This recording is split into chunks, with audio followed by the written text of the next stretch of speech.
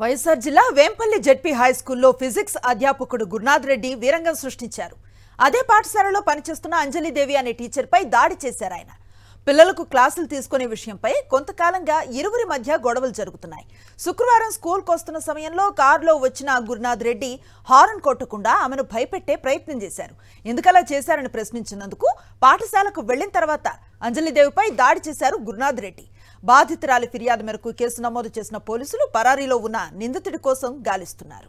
ఈ issue ఇప్పటిదిగా sir గత కొంతకాలంగా జరుగుతూనే ఉంది. మహిళలపై దాడులు జరుగుతూనే ఉన్నాయి. ఈ ఇష్యూ గురించి మేము ఇంతకుముందు డిఓ ఆఫీస్లో కూడా కంప్లైంట్ చేసినాము. ఇంతకుముందు పీరియడ్స్ తీసుకోండి అంటే పీజీట్లు మేము తీసుకోము, మాకు 2 పీరియడ్లు తీసుకుంటాం, మీరు ఏం ఎక్కడ చెప్పుకుంటారో చెప్పుకోండి, ఏం చేసుకుంటారో చేసుకోండి అని చెప్పారు. హెచ్ఎంకు తెలియజేస్తే హెచ్ఎం నాకు సంబంధమే లేదంటే ఈరోజు ఉదయం మేడం సునీత మేడం స్కూల్కి వస్తున్న సమయంలో హారన్ కొట్టకుండా ఆయన వచ్చాడంట. ఎందుకు హారన్ కొట్టలేదు, నాకు తగులితే ఏంది పరిస్థితి అని దగ్గర దాకా వచ్చింది కారు అంటే నేను కొట్టని ఏం చేసుకుంటావో చేసుకో అని చెప్పాడంట మేడంతో.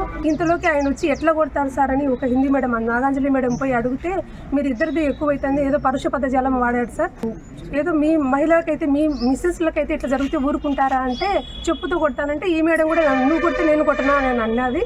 అంతలోకి ఆయన వచ్చి అమ్మాట నువ్వే చెప్పుతూ కొడతా అంటావా అని చెప్పి గుండెల మీద తన్నడం జరిగింది సార్.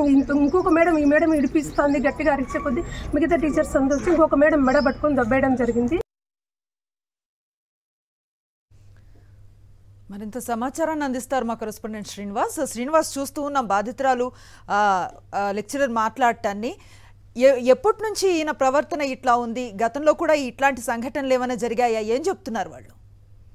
ఇంత స్థాయిలో దాడి జరిగే స్థాయిలో లేకపోయినప్పటికీ కూడా మొదటి నుంచి అతని ప్రవర్తన అయితే కొంచెం వివాదాస్పదంగానే ఉంది అనేది అయితే స్పష్టంగా అక్కడ ఉన్నటువంటి టీచర్స్ కానీ అదేవిధంగా అధ్యాపకులు చెప్తున్నటువంటి పరిస్థితి అయితే ఉంది. అందుకనే ఈ రోజు సంఘటనల మీద దాడి చేయటం అనేది చాలా దారుణంగా ఉందనేటువంటి అంశం. అంతేకాకుండా అక్కడ ఉన్నటువంటి ప్రిన్సిపల్ కూడా పట్టించుకోకుండా దాన్ని లైట్ గా తీసుకోవడంతో వాళ్ళు పోలీస్ స్టేషన్ ఆశ్రయించినటువంటి పరిస్థితి అయితే ఉంది. ఎవరైతే దాడి చేశారో గురునాథ్ రెడ్డి అనేటువంటి అధ్యాపకుడు పరారీలో ఉన్నాడు. అయితే ఈ సంఘటన ఒక సంచలనం రేపటం, మహిళల్ని ఏదైతే మహిళా దినోత్సవానికి ఒక రోజు ముందు ఈ విధంగా మహిళా అధ్యాపకురాలని దాడి చేసినటువంటి పరిస్థితుల్లో చాలా సీరియస్ అయినటువంటి పరిస్థితి. అక్కడ ఉన్నటువంటి ఉపాధ్యాయులు కానీ మహిళా టీచర్లు అందరూ కూడా పోలీస్ స్టేషన్ కి వెళ్లి అతని పైన కంప్లైంట్ చేసిన పరిస్థితి. సో ఈ అంశం మీద ఇమీడియట్ గా ఏదైతే జిల్లా విద్యాశాఖ అధికారి స్పందించారు, స్పాట్ కి ఏదైతే వేంపల్లి జెడ్పీ హై స్కూల్ కి ఆయన వెళ్లి విచారణ చేపట్టి జరిగినటువంటి సంఘటన ఏందనేది కూడా ఆయన తెలుసుకోవడంతో పాటు స్పాట్ లోనే ఎవరైతే దాడికి పాల్పడినటువంటి గురునాథ్ రెడ్డి అనేటువంటి